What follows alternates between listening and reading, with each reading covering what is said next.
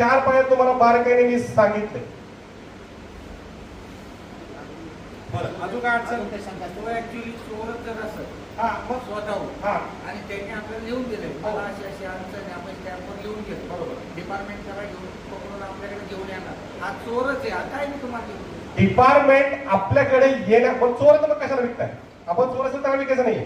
परंतु जेव्हा आपल्याकडे पोलीस येणे अगोदर अध्यक्षांचं काम आहे 1 महिन्याच्या आत जाऊन पोलीस स्टेशनला दाखवणे किंवा दर आठवड्यात जाऊन दाखवणे याला विकलंय. उलट आपण पोलिसांना सहकार्य करतो. काय जसं तुम्ही आता बोलले की तो जर चोरच असेल तर तो का देणार? मग तो गेला तर बाय बाय, आपल्याला गरज नाही त्याची.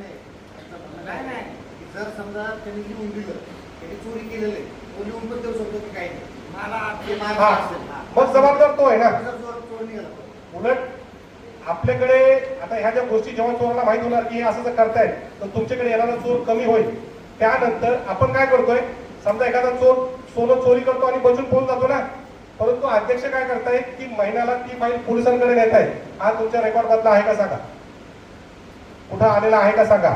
तर काय होईल, हळूहळू मग चोरांची संख्या कमी होईल. जेव्हा चोरांना माहित होईल की आळंदीचे सोनार बंधू अशा प्रकारची खात्री घेतात आणि शेवटी आपला फोटो जाऊन दाखवतात, कोण तुमच्या दुकानावर उभं राहणार आहे चोर?